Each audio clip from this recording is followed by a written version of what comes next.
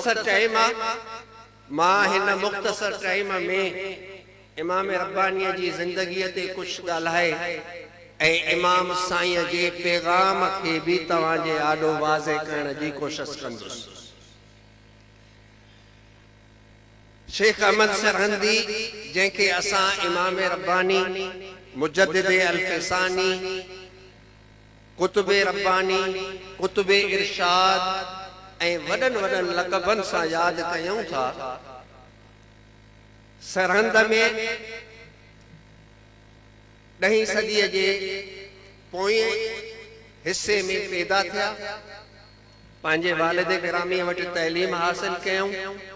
उन खां पोइ कमाल मौलाना कमाल कश्मीरी रहमतुल्लाह ताला अलैह ऐं मौलाना याकूब कश्मीरी रहमतुल्लाह ताला अलैह वटि मक़ूलात, मनक़ूलात, इल्म हदीस उते हासिल कयूं। पढ़ी फारिग थी मोटी सरहंद आया ऐं पढ़ाइण शुरू कयूं। दीन जी तइलीम ॾियण जी इब्तिदा कयूं। मदरसे खे अची संभालियो, दीन जी तइलीम में इज़ाफ़ो फरमायो। हिंदुस्तान जे मुसलमाननि में दीनी इल्म के आम करण जी जद्दोजहद में लगी विया। इन विच में अकबराबाद भी वया, वक्त जे आलमन सां मिलिया, अबुल फजल ऐं फैज़ीअ सां मिलिया। संदन वालिद गिरामीअ के सिक लगी, उतां वापस वठी आया। थानेसर में शेख सुल्तान वटां संदन शादी थी। मोटी सरहंद पहुता, पंहिंजी रहाइश हवेलीअ जी तामीर फरमायूं, मदरसे के वधायूं, मस्जिद ठाहियूं ऐं दीन जी खिदमत में लगा। ही वो ज़मानो हो जो वहदत अदयान जो फितनो अकबर बादशाह शुरू कयो। वहदत अदयान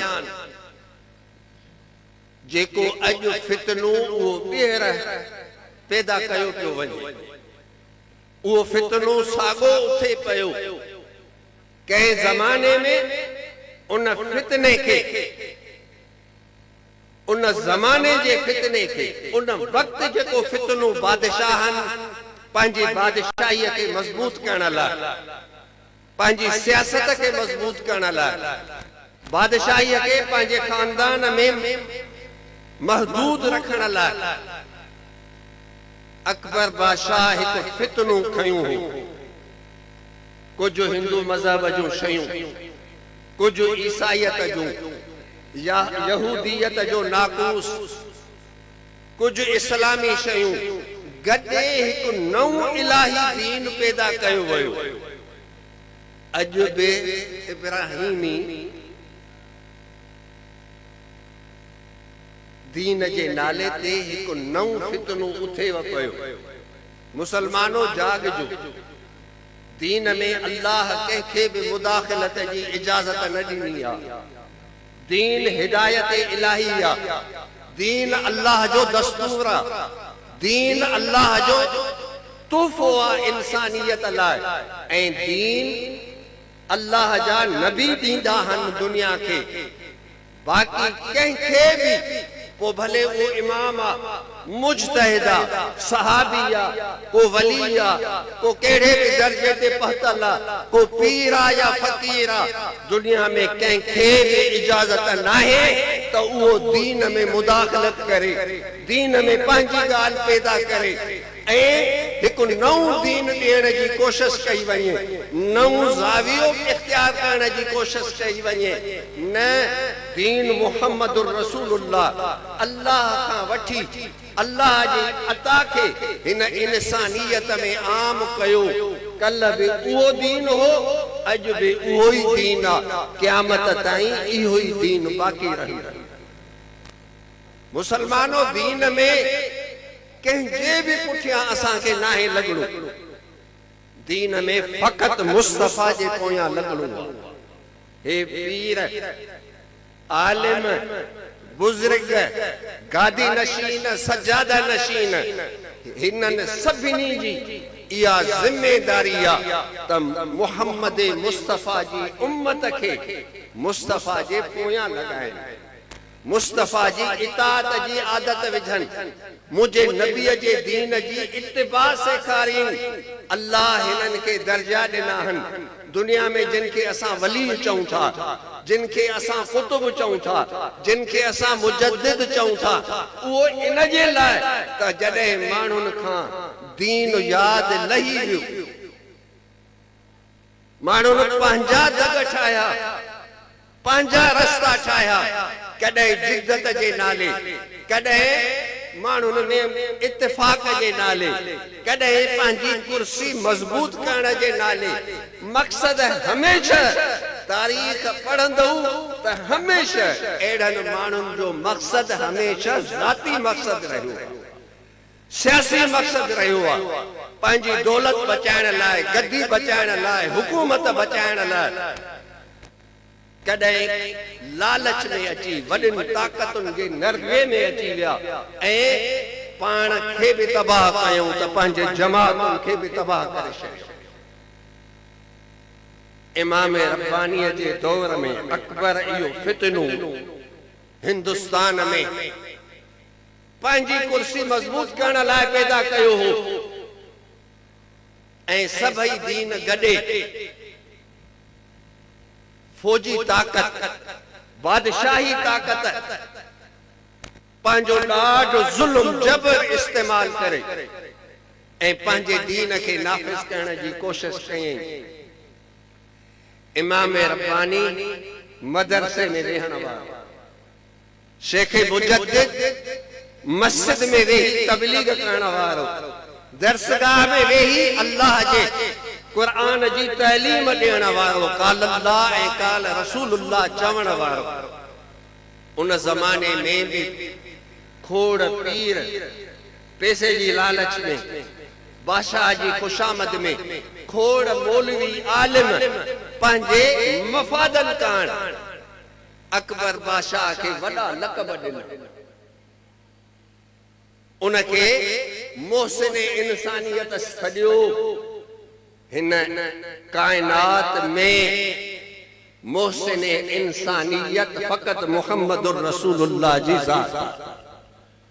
पीर खे ॿ मुरीद आहिनि, महदूद पंहिंजी जमायत, मौलवीअ खे ॿ शागिर्द आहिनि, पंहिंजो मदरसो या इदारा आहिनि, सियासतदान खे पंहिंजो हल्को आहे, पंहिंजी पार्टी आहे। जेकॾहिं हिन कायनात खे, सॼी कायनात खे, सॼी इंसानियत खे हिदायत ॾियण लाइ जे आयो आहे त आदम खां वठी ईसा ताईं कोई नाहे, सभु इलाइक़े ताईं महदूद आहे, सभु जो सभु क़ौमुनि ताईं महदूद आहे, सभु जो सभु हिकु वक़्त ताईं महदूद आहे। जेकॾहिं आयो आहे हमेशा लाइ आयो आहे, जंहिंजो सिज उभरियो आहे ऐं अॼु बि सॼी कायनात खे रोशनी ॾिए थो ऐं क़यामत ताईं ईंदो, उहा ज़ात फ़क़त मुहम्मदुर रसूलुल्लाह ऐं सॼी कायनात लाइ आहे, कंहिं इलाइक़े लाइ नाहे, कंहिं क़ौम क़बीले लाइ नाहे, मख़सूस माण्हुनि जे टोले लाइ नाहे, सॼी इंसानियत लाइ आहे, जिन्नो इंस लाइ आहे, सॼी कायनात लाइ आहे। जेको सॼी कायनात लाइ आहे, मोहसिन इंसानियत जो लक़ब बि उनखे थो सोचे। जेको ॿ टे माण्हुनि जो टोलो ठाहे वेठो आहे, उनखे मोहसिन इंसानियत नथा चई सघनि। मोहसिन इंसानियत फ़क़त मुहम्मदुर रसूलुल्लाह। इहो फितनो थियो हो ऐं अकबर बादशाह खे मोहसिन बनाइण, दीन इलाही जो बानी सॾण, इंसाननि खे मुत्तफ़िक़ करण वारो वॾा वॾा लक़ब हुनखे मिलिया। पर पाण बि हिकु ॾींहुं मिटीअ में मिली वियो त उन सां गॾो गॾु उन जो दीन बि मिटीअ में मिली। सिर्फ़ खुशामदी हुया जेके ज़िंदगीअ में उन्हनि जी जिन खुशामद कई, उन्हनि वटि उन जे दीन जी ॻाल्हि हुई। ऐं मुहम्मदुर रसूलुल्लाह जो दीन कल भी चमके पियो, अॼु भी चमके पियो, कल भी हुयो, अॼु भी मुंहिंजे नबीअ जो दीन आ। उहे माण्हू जिन ताईं मुबल्लिग न पहुता, आलिम न पहुता, जिन ताईं तव्हांजो को तबलीगी वफ़द न पहुतो, जिन सां कंहिं आलिम दीन जी मुलाकात न थी, पंहिंजे मुंहं सां अल्लाह जो क़ुरान पढ़ियो, अल्लाह जो क़ुरान पढ़ियो, खुदा जे किताब खे पढ़ियो, तिलावत कलाम मजीद कयूं, त अल्लाह जे इन किताब जे कल हिदायत ॾिनी हुई अरब खे, अजम खे। अॼु भी जेकॾहिं यूरोप ऐं अमेरिका जिन ताईं तव्हांजा वफ़द नथा पहुची सघनि, तव्हांजो पैगाम नथो पहुचे, जिन सां तव्हांजूं महफ़िलूं कोन थियूं थी सघनि, जेकॾहिं उन्हनि खे अॼु भी इस्लाम क़बूल कयो आहे, हुननि इस्लाम खे क़बूल कयो आहे, इस्लाम हुननि खे क़बूल कयो आहे। अॼु भी जेकॾहिं उहे कलमो पढ़नि था त तुंहिंजे मुंहिंजे तबलीग सां न, अल्लाह जे हिन किताब जे तइलीम सां। इहो किताब ज़िंदा आहे, मुंहिंजे नबीअ इन किताब सां दुनिया खे हिदायत ॾिनी हुई।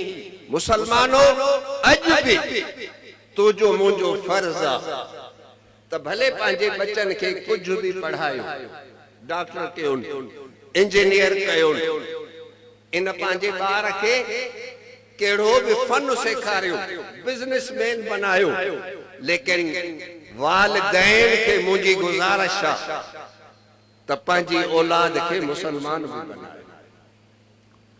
कम अज कम जॾहिं दुनिया सभिनी खे छॾणी आहे त इहो तुंहिंजो पुट तुंहिंजे लाइ दुआ घुरी सघे, तुंहिंजो पुट तुंहिंजे लाइ जनाज़े निमाज़ में तुंहिंजे लाइ दुआ पढ़ी सघे। इहो कॾहिं तुंहिंजे क़ब्र ते अची ॿ कुल पढ़ी सघे ऐं ईसाले सवाब जी दुआ हिन खे अचे। इहो तॾहिं मुमकिन आहे जॾहिं पंहिंजे औलाद खे क़ुरान भी पढ़ायो।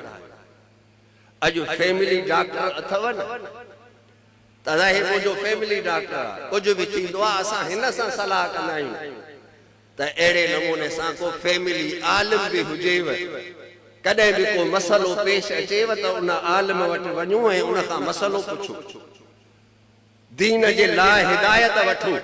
कंहिं कदम खणण खां अव्वल अल्लाह जे दीन जो हुक्म पुछो। अल्लाह जे वलियन वटि अचो था, दरगाहुनि ते अचो था त सिर्फ़ दुआ लाइ न, पंहिंजे मफ़ादन लाइ न, पर अल्लाह जे दीन सिखण लाइ ईंदा कयो। गादी नशीन असां वटि औलिया अल्लाह जी सिंध में इज्जत आहे, इन जे लाइ इज्जत आहे जो असां वटि वलियन बेलोस थी, माण्हुनि सां माण्हू थिया, फ़क़ीरनि सां फ़क़ीर बनिया, वॾाई न कयूं, माण्हुनि सां मिली जुली विया, उन्हनि सां मुहब्बत रखियूं, उन्हनि सां दोस्ती रखियूं। माण्हुनि भी मुहब्बत ॾिनी, दिल हिननि भी ॾिनी त हुननि भी ॾिनी, ऐं ईअं सीधन साधन माण्हुनि खे इन्हनि दरगाहुनि तां अल्लाह जो दीन नसीब। अॻे दरगाहूं आबाद दीन जे करे थियूं, माण्हुनि में मुहब्बत ऐं दरगाहुनि जी कशिश पैदा थी त दीन जी कशिश हुई। माण्हुनि जे हितां को भला उहिदा मिलंदा, नौकरियूं मिलंदियूं, सर्विस मिलंदी, कुछ भी न, दीन मिलंदो, अल्लाह जो नालो मिलंदो हो, मुहम्मदुर रसूलुल्लाह जे मुहब्बत जो प्याम मिलंदो हो। इन मुहब्बत हिननि खे ॻंढे छॾियो, इन मुहब्बत हिननि खे पाण में मिलाए छॾियो। अॼु वरी ज़रूरत आहे त असांजा गादी नशीन माण्हुनि सां मिलनि। इमाम रब्बानी रहमतुल्लाह ताला अलैह जॾहिं अकबर बादशाह दुनिया छॾे वियो, जहांगीर तख्त ते वेठो, इमाम साहब जे लाइ मुश्किल हालात पेश आया।